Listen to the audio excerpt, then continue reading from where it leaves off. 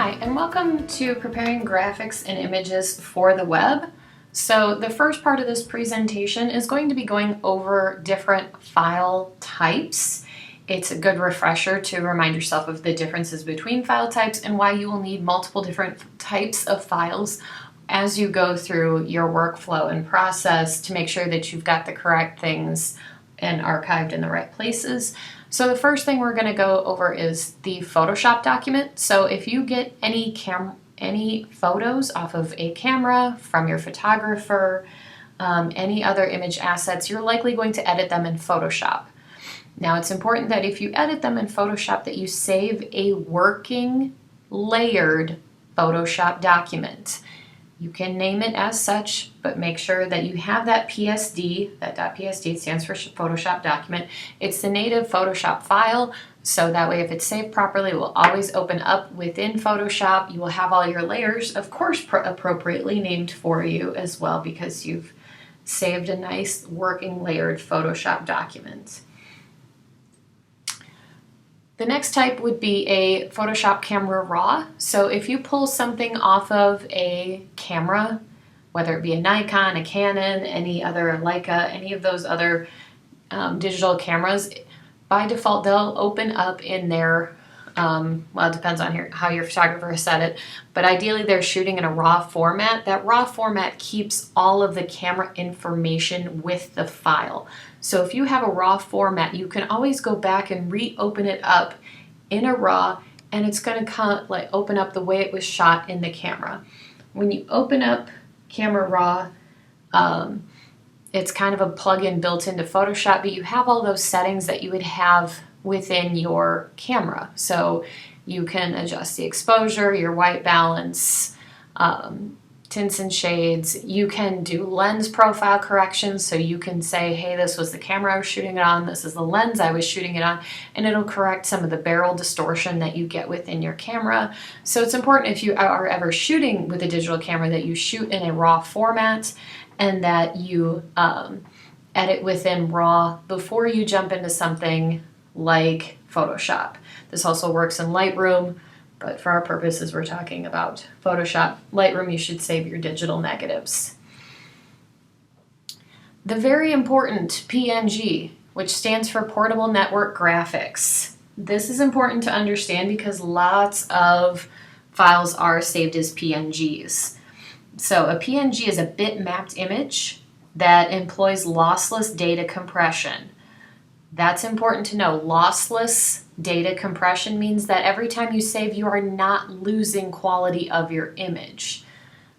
So the other thing that PNGs can do very well, and that's one of the top reasons why you would save a PNG, is that it will handle a transparent background. So it can handle palettes of 24 to 32-bit RGBA, so grayscales with or without alpha channels. It also can handle those. So if I have a transparent background, if I have semi-transparency, my PNG can handle that without flattening that out to a white. So if you're working with any type of graphics that you want to go onto your website, then that have that transparency to them, they need to be saved as PNGs.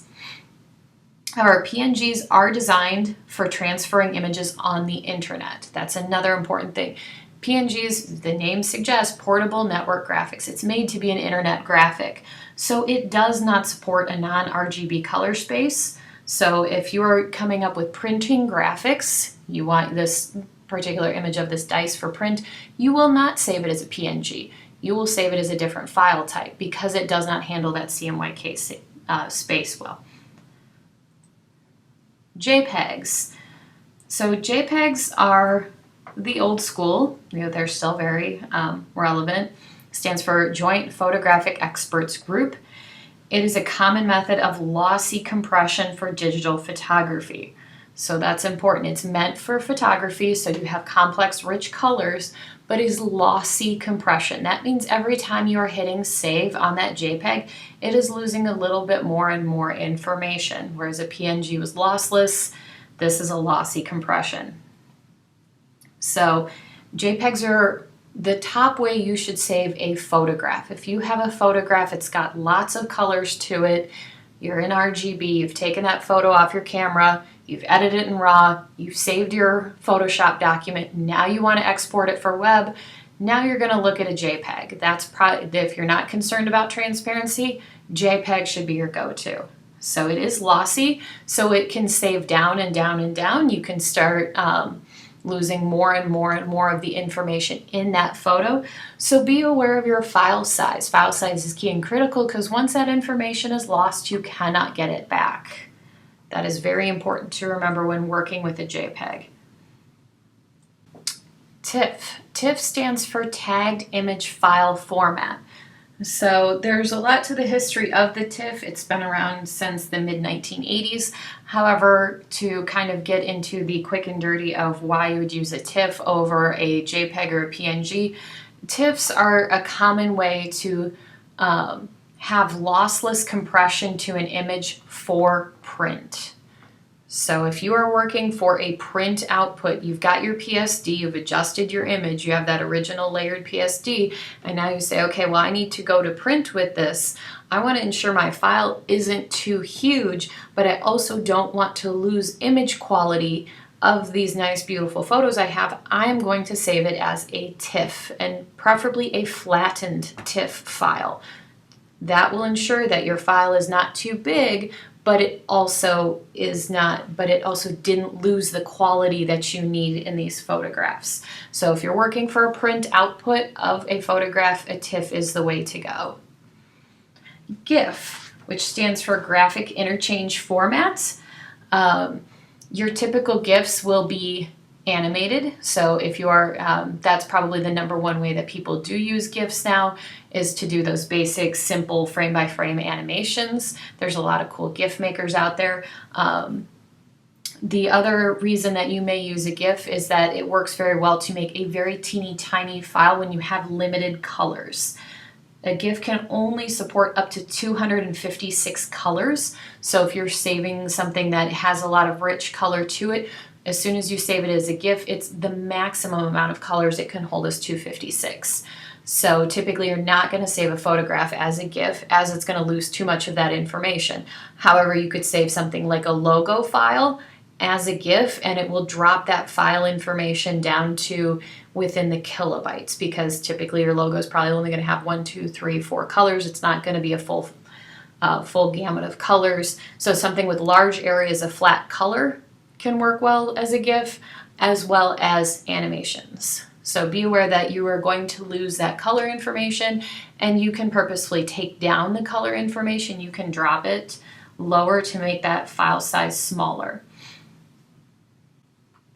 So the next file type is Adobe Illustrator, or a .ai file, stands for Adobe Illustrator. This is proprietary to Adobe. So if you have your working Illustrator file, you should save a working, layered, properly named Illustrator file for yourself. This thing is going to be, that way if you turn this over to different designers, they're able to open it up and get exactly what you are looking at. Realize that Illustrator is a vector editing program, and can export different file types that will allow you to open these files in different programs. However, Illustrator files can only be opened by Illustrator, and you may have to be careful on versions. So older versions of Illustrator, like this one, could not open the newer version of Illustrator. It would not work. It would lose some of the information, or may just give up and die.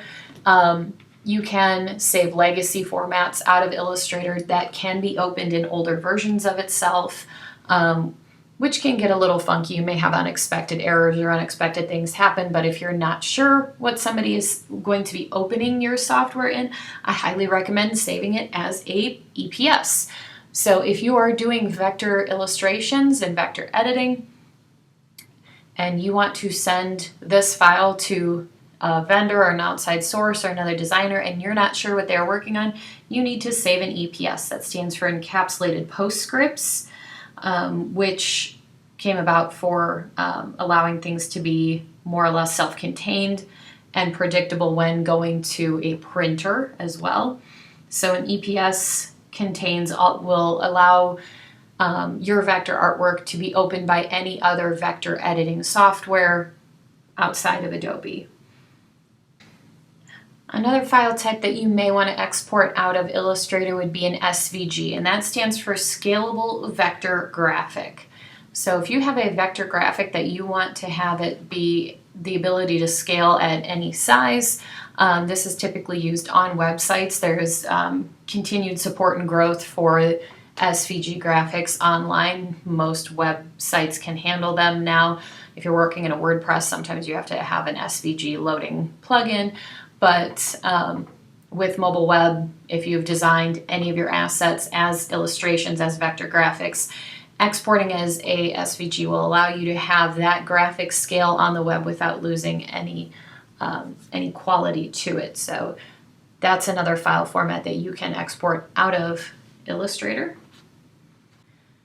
PDFs are a file format that you can export out of any of the major Adobe programs, as well as many other softwares out there.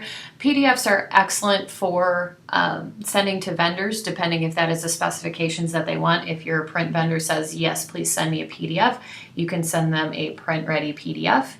They're also excellent to send over to clients because Adobe Reader is a free software, so most people have access to something that can read a PDF. That's why it's called a portable document format. Typically, a PDF can be opened by many different things, so most people who can read a PDF on their phone, on their computer. So it's a great way of sending that information, particularly as a designer if you're wanting to have that information approved. However, PDFs are not a web file format. Yes, there are PDFs on the web, but they're typically something that has to be downloaded by the browser or by your phone. So if you see one on the web, it has to download that information as opposed to being rendered directly in the browser. So keep in mind that any of the images that you are creating should never be saved as a PDF to be used on web format. So let's talk about lossy and lossless compression and why it's important to keep in the back of your head what types of files are lossy versus which ones are lossless. So lossy meaning that they are going to lose information, and once you lose that information in a file format, you cannot get it back. I'll say it again. You cannot add information where there is no information. Now, Photoshop does a good job at interpolating pixels, which means that, if you got a small picture and you said, oh, I'm going to blow it up and make it bigger, it's going to interpolate from the data that it already has. So it's going to look at that pixel and say, well, since I'm drawing more pixels, I'm going to make this pixel look like the other pixels next to it. That's interpolation. So it can add more pixels, but it's not going to add any quality to an image. So that's two different things. Adding pixels versus adding quality back to an image, that's two totally different things. So once you've lost that information, once you said, yes, I want to go ahead and make this a low-res image, that information is lost and gone forever. So it is important to remember what is lossy and what is lossless and when do I need to use it. So anytime you want lossy compression is something for the internet, because you need that quick downloading speed from your site. So you want to make those images on the web as low res as you can without sacrificing quality. So you want to get your file size down to as low as you possibly can without your stuff looking terrible. That's the name of the game on doing any web images. Lossless compression means that your images will be larger. So a PNG is typically going to be a larger file format than a JPEG because it's lossless. It's got more information there. So you want to ensure that you're using them in the correct way, or if you're working for a print output, you definitely do not want to lose any information at all. You want to keep your images as nice as possible, as high res as possible for that print output. File size is less of an issue for print. As long as your printer can receive it, then that's what they want. They want as much file type as you can. So when you're saving your images, you want to ensure print, lossless always, never lossy. Web can be lossy. You want to get that information down as low as you possibly can without losing quality. That being said, anytime you're saving a TIFF, you want to try to select LZW compression.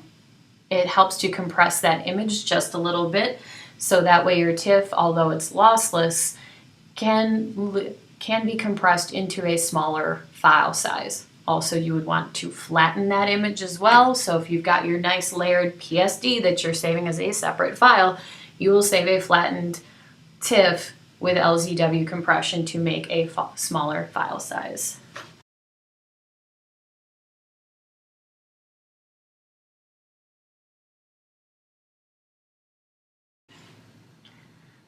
All right, so let's look at some of this photo editing within Photoshop. So the first thing I'm going to start with is that Camera Raw file type. So I'm going to open up this photo. It was shot with a Nikon camera. There's a picture of my dog. So I'm going to go ahead and double click on that, and Photoshop will launch. So now that I'm into the Camera Raw plugin that is within Photoshop, I can see there are some of my settings up here. So I've got all of the things that I've had with my camera. So I can change the exposure. It was a little dark when I took that. I may want to pop that exposure up. I'm not going to do too much within this Camera Raw plugin, but it's worthwhile if you have a nice digital camera to shoot in a RAW and then play with this, because you can always get back to this and say, yes, I want to readjust my photo like I would within my camera. So I can adjust the whites, the blacks, the contrast. I don't come down too much down into here. I can do tints and shadows, hue and saturation for red, green, and blue. There's a lot of different vignetting is always kind of fun. You can kind of shade that in, make it look a little more dramatic. Make it look dramatic. She's about to get that squirrel. And when I'm done, I can hit done or open. So done will just kind of save that without opening the image. Open is now going to open that up within Photoshop for me, and it remembers those changes from my Camera Raw plugin. So now that I'm in Photoshop, let's take a look. I'm not so concerned about walking through how to edit this image in Photoshop. I'm concerned with saving this file for different outputs. So right now, if I look at my file type, I have this set down here at the bottom to see how big that image is. Under document sizes, you can change this little icon down here to be anything. I like to see document size. So right now I know that this is a 59.1 megabyte file. That's pretty big. I can also go under image size, and I can see how big my file is. Image size is kind of the most important place to be double checking what the size and dimensions of your photograph is. So right now this image is 59.1 megabytes, so it's 3,712 pixels by 5,568 pixels. That's the original size, and I can see that the resolution is set to 300 dpi. So this would be a great image for print. It's set out for print. So if I was like, wait, how big is that in inches? Cool, I can see that that's 12 by 18. So if I was printing this, I would print it at no larger than that 12 by 18 size. I don't have more information than that. That's all I've got. So if I start making it bigger, I'm going to start losing some of the detail in this image. So you can also, if you work in metric, you can see how big it is in centimeters, millimeters, and the like. So that's great. Maybe I'll make one adjustment just so we can look at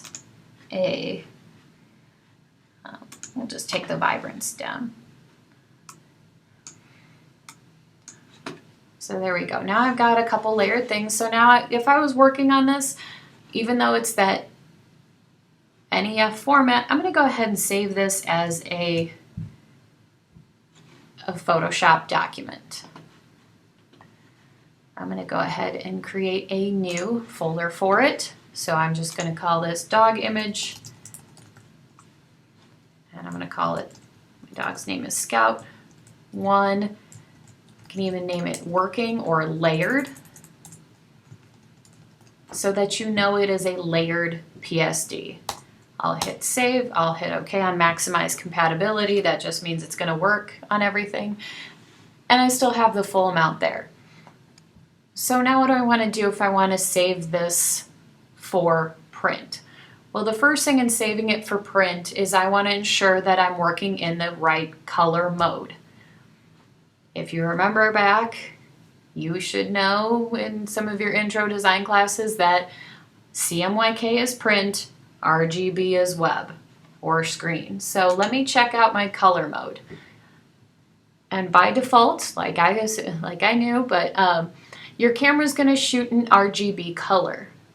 So if I said I want to export this as a print graphic, I need to convert it to CMYK. So when I modify this to CMYK, it's going to pop this up and say changing modes will discard an adjustment layer. Do you want to change it anyway? It's going to kick out that vibrance. So if I want to keep the vibrance, I need to flatten that. So I'm going to hit flatten. You're going to get this warning that says you're about to convert. Okay. And now we're to a CMYK color. So the RGB to CMYK is better than it used to be. You may see some differences in vibrance of color. The visible color spectrum of RGB is greater than the CMYK output can match, so you may lose some very subtle tonal changes, specifically with oranges and purples, because they're a little bit difficult to achieve sometimes in a CMYK breakdown. But right now, this is my CMYK output. So if I said I want to go ahead and save this for print, because I've now converted it to CMYK, it's still very high res. I'm going to go ahead and do a file, save as, and I'm going to name it Scout 1, and I'm going to call it CMYK for print, so that there is no question on whether or not this is for a print file. And then I'm going to go ahead and save it as a TIFF. You remember that TIFF is that lossless compression file. So now I've got a print ready image to work with. I'm going to have LZW checked. Great. And now I've got that printed, or my CMYK version. So great, I'm ready to print that file. But I want to also export some of my web assets. So I don't want to jump back in time. I've already made this CMYK for print. I'm going to go ahead and open back up my layered PSD, which is still in RGB. So now I'm going to save some of those web formats for myself. Because again, I'm going for web, it must be RGB color. You will get issues if they are not. So this file is pretty big, 59 megabytes. That's way too huge to go ahead and send out to the world. So if I just said, I want this photo just like it is, not cropped in any way, I want to put it on my website just like this, at just this size. So you remember that it's 3712, 50, but so I don't need 300 DPI, I just need 72. So if I said I want to keep it the same size in inches, but I just want to lower that resolution, so now it's the same size inch-wise, if you're trying to think of it that way, but now it's going to be 72 DPI. So watch what happens when I do that. Now it's going to tell me up here that, hey, you've now removed all of that. It's going to be the same size picture, but on the web, it's now 3.41 megabytes as opposed to 59.1. That's lost quite a bit. Cool. So just in removing that information, it's now gone down to 3 megabytes as opposed to 59. That's a massive difference. But let's look at what happens in between when we remove that image. So right now, it's important to kind of remember when you're in Photoshop how zoomed in you are. So I'm at 100%. This looks pretty good still. There's a decent amount of detail on the tree. She looks pretty good, but let's zoom in to like 400%. And it's looking about that pixelated. Let me go ahead and open up back up that original layered PSD. Actually, let me save this really quickly so it doesn't get confused why we have the same things open. Let me go File, Save As. I'm going to call it Scout 1 Full Size Web, so I know it's for web. I'm going to save it as a JPEG. Great. Save it as a large one, and you see that even as I save this as a JPEG, it's going to compress down to, even at the maximum file size, 1.2 megabytes. We've lost a lot of information. So let me open that up. All right. Let's hit Don't Save here. And let's open back up, because it saves as a copy when you do that. I'll open up that original file, and I'm going to open up the full-size web version. So if I go back and forth, they look pretty similar. But you notice that even though these are similar size on my screen, I'm just tabbing back and forth. This one's at 16.7%. This one's at 66%. It's helpful whenever you're viewing it. Screens are much better than they used to be. It used to be you never wanted to view it a weird size like 66.7. It could get a little funky. But let's look at this at 100% versus 100%. That is 100%. So you can see how much more depth there is at 100% versus 100%, how much closer we are. Let's zoom into 200%. That's 200%. I still have a decent amount of detail. There's some grain in the photograph. The camera was focusing a lot on this tree. So 200%, I have a decent amount of information there. This is 200%. You can see where this is already starting to pixelate right around these edges here. So 200%, I'm already starting to see that loss of quality. So if we zoom in so it almost looks equal, let me zoom to her face. There we go. So this is at 200% on this photo. If I zoomed into about that same, and you see that I can't even get that close on her face before it starts to break down into those individual pixels. So you see that's where the loss of quality comes in. Now I can't take this photo and get it back to here where I have this amount of quality. It's gone. I've lost that. And that's okay, because I have a 1 megabyte file to go onto the web versus a 59 megabyte file that's going to go to my printer. So let's go ahead and see what happens if we take down a little bit more quality on this image. So still thinking that I'm going to be using this entire image. I'm not going to crop in on it in any way, but a megabyte is still kind of large for me. Let's say I need something very, very small that I'm really not using. This image might only be a thumbnail on my website. It's not going to be big, or I need it to load fast. I need that image size, that quality down just a little bit more. There's a lot of ways you can just take the quality down without really messing with the image itself. And to do that, you're going to go to File, Export, Save for Web. This is a wonderful feature that shows you a lot of different ways that you can export your photos and see how that's looking. So right now this is an optimized photo. This is as much quality as I can get. So you can see I have my 1.2. That's optimized. If you just do a save as a JPEG, you get this optimized. But let's look at what, within that 4-up screen,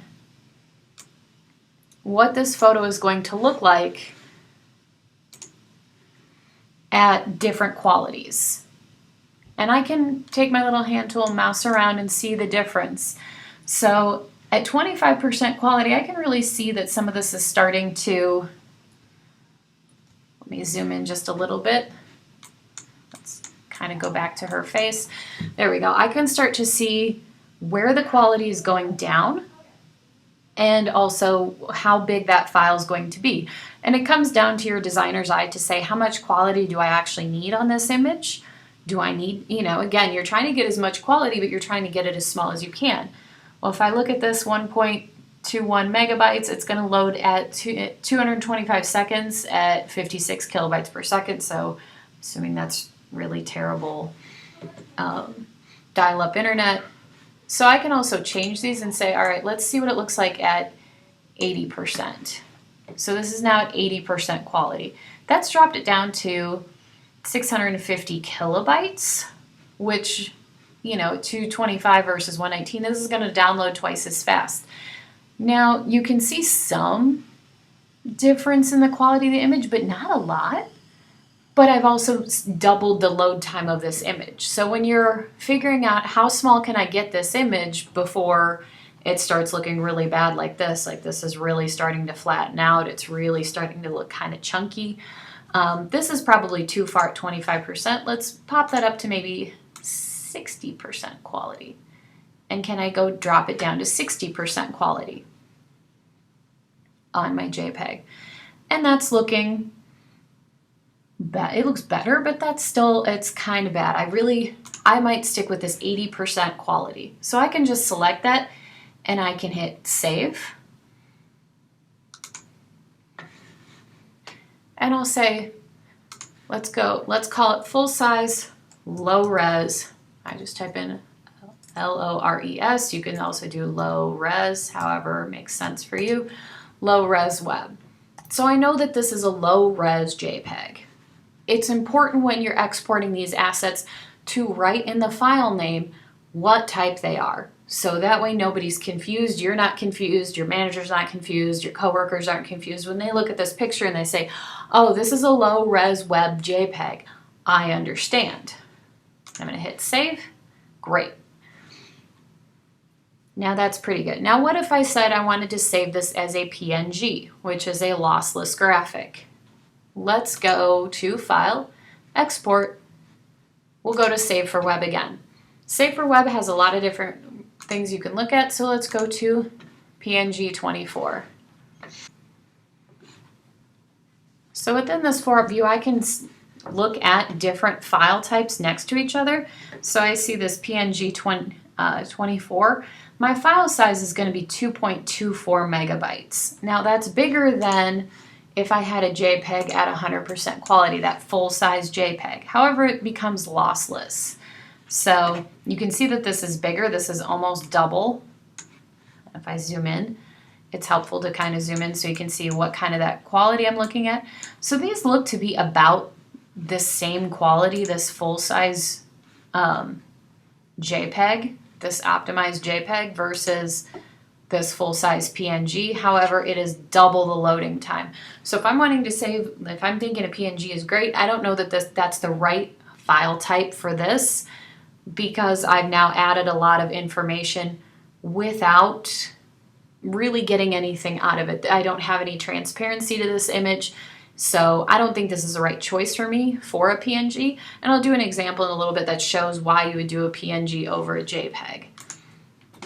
So let's take this one and change it into a GIF.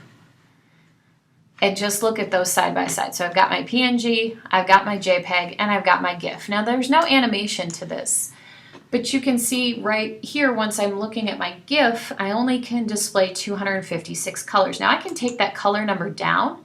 It divides in half every time.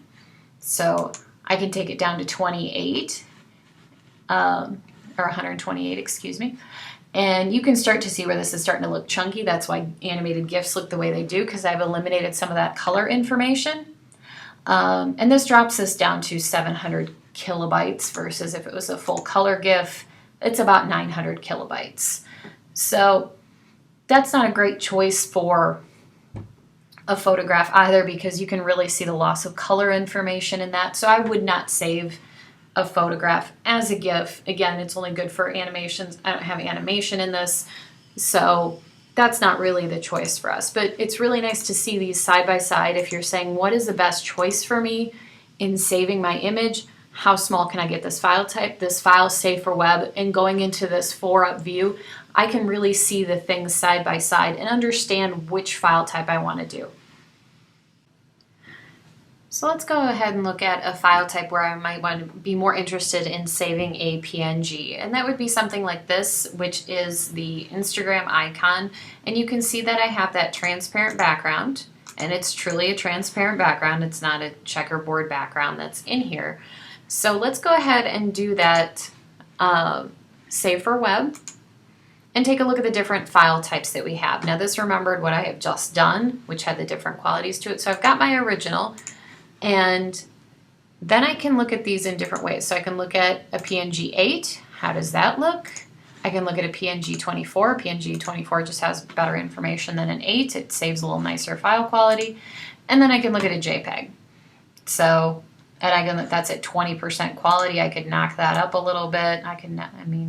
We're obviously not wanting to do that because you can see automatically that your JPEG will flatten it and then you get the white background which goes to the full size of your artboard in Photoshop. If you've ever seen graphics that have that nasty white edge around it, it's because somebody used a JPEG and they didn't know how to clean it up and save it as a PNG. So, when looking at that PNG, you can see how many colors are involved. This one obviously has more colors to it, but maybe you don't need as many colors because now I can see that this PNG 8 is 11 kilobytes versus this one's 23. Honestly, it's not going to be that much of a difference, but again, it's all the straw that broke the camel's back as far as loading and your website goes. So you want to eliminate file loading wherever you can. So if I zoom in and say, hey, that actually looks pretty good, I'm getting some kind of fuzzy nonsense around the edge of it, but it's still not bad. So, it's a matter of zooming in. This does look a little nicer, and I think for the extra, 12 kilobytes, it's probably worth going for the PNG 24. So I'll select that one, and I'll hit save. I'll call it Instagram.png. Great, now I've got that ready to go. Now I know the size of this document, but it's always important whenever you're opening a document in Photoshop, one of the first things you should check is your image size. I know that this is small because it is just an icon, but I'm going to go image size, and I can see that's not set up right. So it's set at 84. Everything should always be set to 72. So 439 pixels by 439 pixels at 72 dpi. So when I'm placing this into my website, I will not make it bigger than 439 pixels big, which is fairly sizable. If I'm programming for high definition websites for those Retina displays, I want to make sure that this display is no bigger than 218. It's double the size for a Retina display, so I'm trying to do quick mental math there. So 218, I believe it is, 219 by 219 on when I'm actually placing this for a high definition screen, so for a Retina display. So ensure that this is always checked first, especially if you're getting unknown graphics, to ensure that your files are set up properly. So I'm going to show you a what not to do on sizing images. If somebody says, no, you can always add size to an image that you have, you can add resolution, you cannot. Resolution is all that you have is all that you have. Can I add more pixels? Yes. I'm going to show you what interpolation is and a small workaround to if all you have is a low res file, what you can do to make it a little bit better if you have to size it bigger. But realize that anytime that you have a low res image, never ever, ever, ever size it bigger than what it is. So I've opened back up this low res web JPEG.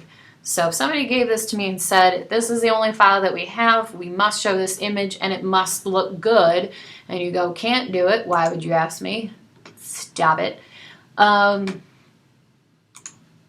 You can size it bigger. Nobody said you can make it bigger. Photoshop will make this bigger. So if I said, all right, let's look at it in inches. Oh man, I need a print ready file and I need to make it a poster.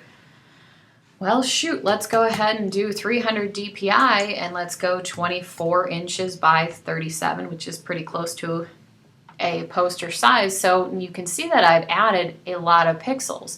I'm also going to add, it's going to go from 3 megabytes to 241 megabytes. Oh crap. Actually, I think it was less than that. I think it was in the kilobytes. And you're going to get this image size because Photoshop will add and interpolate the pixels for you. However, it does not add quality to your photo. The quality is gone. We got rid of it. It's going to take a while. I added a lot of pixels to this.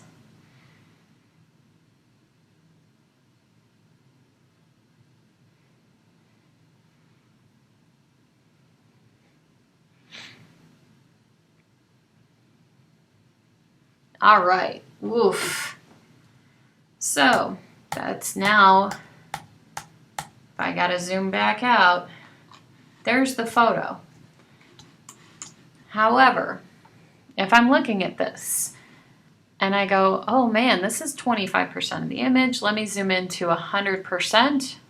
Remember we zoomed into 100% before? Oof, that's what 100% of this looks like. So at full size on a poster, if I'm gonna print 24 by 36 onto a poster, this is what it looks like at full size. If I jump back to my original one, that's what it looks at 100% on full size, which again would not be, so 100% to 100%-ish. That really lost quality, and I can't add it back.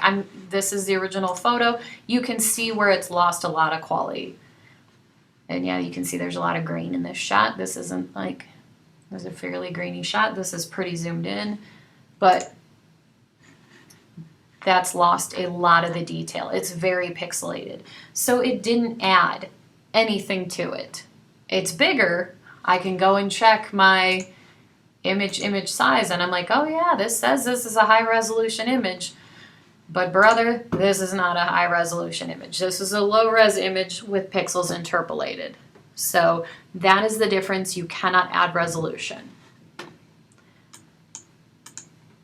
Now, if somebody said, I need you to, I've got this low res image and I want you to size this bigger, you can go to image size, and under the resample, so let's go ahead and do it, and we'll just look at it here in the little window. I'm going to make this bigger for you so you can see. There we go. So this is what it's going to look like. This is my preview pane. There's under this resample thing, you see it says automatic. There's a little drop down, and you can go to Preserve Details 2.0. And that might take it a second. There we go, got the redraw.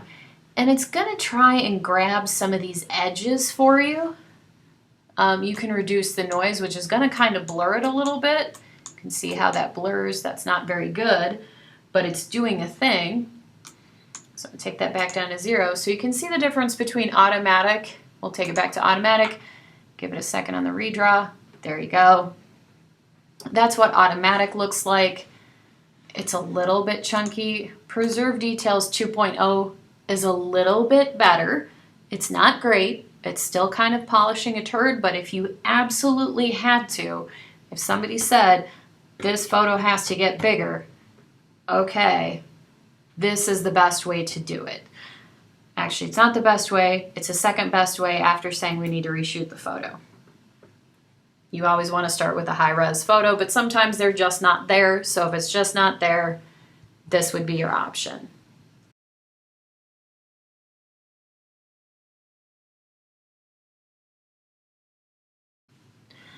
Now we're going to jump into Adobe Illustrator and look at creating some graphics for the web from Illustrator. And yes, you can use Illustrator to create a lot of your web graphics, some of your web graphics, any and all, doesn't matter. It also works just as well as Photoshop to create some web graphics. But it's important to look at a couple different things when you're in Illustrator. So I've just grabbed a couple of these symbols that are default into Illustrator. I've put them on my artboard here and I've broken the symbol or broken the link to the symbols so I can start working with these as some of my web graphics that I'm going to want to use. So what I need to look at is, because I'm going from a vector-based program to a raster-based thing, because everything on the web is raster graphic, and these are vector, is I want to make sure that they look okay when they become exported as a raster graphic. So I need to go up to View and turn on Pixel Preview. So what Pixel Preview does is show me how these things are going to look in a pixel format. So I can see that, let me flop it back and forth here. So this is Pixel Preview. That's your regular preview. Pretty big difference. So if I zoom in, you're going to see anytime you have a curved section, you're going to get these little fuzzy pixels. And they're not fuzzy. This is part of something that's called anti-aliasing or anti-aliasing. I'm not totally sure how you want to pronounce that. But what that allows, anti-aliasing allows you to do is it allows for nice smooth transitions on a curve. Because without it, everything would look just like chunk, chunk, chunk, chunk, and very 16-bit, very 80s. This allows for nice transitions around there. So if I've got this graphic and I want to assure that it's going to look as good as it can, I can right-click on this and I can select Make Pixel Perfect. And what that's going to do is align it to the pixel grid. You see how some of that shifted? And it's going to align all these assets to the pixel grid. Now, maybe or maybe I don't feel like that made it look great. I guess it's okay. It's going to shift things and align it to that grid. So it's going to allow for more sharper things. So when it does align to the grid, I'm going to have nice sharp lines on my horizontals and verticals. I may not get, I'm obviously going to still have that anti-aliasing. This works pretty well on larger things. It doesn't work great on type. So that's the difference. I don't think that did a great job on this one. So it's something you really have to look at. And even something like this, let's right click, say, hey, make pixel perfect. Selection contains artwork that cannot because it's fairly complicated. So in order to make your text that you're using pixel perfect, it has to be outlined. So I have live text right here. If I said go ahead and make this an outline, I need to outline the text. So once I have that, then I can say yes, go ahead and make pixel perfect. And you can see that jumps it around. This is watch what happens. Let me zoom in. This is a great example with the H and the T, where you can see that I'm getting this kind of fuzzy gray line, that anti-aliasing. And if I say go ahead and make that pixel perfect, that T has snapped and is pixel perfect. Any of these straight edges have snapped and become pixel perfect. Obviously, you can't get it on the corners. It's just your straight, so this H became pixel perfect. Now, if you said that was okay, this actually aligned pretty well and looks better. It's going to look crisper when it goes on to see how nice and crisp that is. Now, you may have to go in and individually do some of the letters and the points along the grid because it is moving and adjusting your type for you when it does that. Alright, so with the magic of editing, I've taken my graphics that I wanted to use and I've put them all on their own separate artboards. This will allow me to export these different artboards as different web graphics. So that way they can go at their correct size. So to go ahead and export these out of Illustrator, there's a couple options that I can do to get them ready for web. So I'm going to go to File, Export, and there's two different options that are pretty common. And the first one is Export for Screens. The second one is Save for Web. We're going to explore Save for Web first. Now what Save for Web can do is it only is going to do one artboard at a time. And it's going to pick the one that you were selected on. So I can see here is my button. And then I can think about, okay, what type of file can I make this? Well, let's see what a GIF looks like. Oh, that doesn't look so hot. I probably want a transparent background. You can see I've left a little, I ideally would crop in very tight to the edge of this. I didn't crop in as tight as I should. How about a PNG 8? That doesn't look terrible. PNG 24. Ooh, yeah, now I'm getting that transparency that I really like and probably want out of this. That's great. So I can see the size of this. It is at 197 by 67 pixels. That looks good. Transparency is selected on. I can turn it off if I didn't want it. That looks good. So I also have an option here to export it bigger. Because these are vector graphics, I could make this bigger. I don't have to resize it necessarily because it is a vector. So I could say, yeah, let's go ahead and make it 200% that size. It is helpful to make it round amounts. If you have a hard time multiplying by like 66%, think of a computer, it can do it. It just tends to be better if you stick with like 100, 200, 300, 400 in doing percentages. So there's 200% the size. And then you can have the option of clip to artboard or don't. So there we go. I'm good with that. I will hit save, and now I can save it someplace. I can call this button. I'll go ahead and throw it in the same folder with my dogs here. I'm going to call it button. Don't hide my extension, please. .png. Great. And I can also see how big this file is going to be. Cancel down here. It's going to be 1.5 kilobytes. That's great. Sounds good. I'll hit cancel. And I'm going to get back into here. Let's do a different one. Let me jump over to my text one. File, export, save for web. And let's look at that text. So I made it pixel perfect, so this H and that T look really, really nice. I can make it that PNG 24 if I would like the transparency. But let's look at something here. The difference of art optimized and type optimized. So if you have type that you're putting into your web assets, you should select type optimized as opposed to art optimized. This may not make a huge difference because this is such a basic example, and we also made it pixel perfect, but it's just a slightly better way to make sure that your text is readable once it's exported. So if you have no text at all and it's solidly an art file, art optimized. If you have any type, make it type optimized.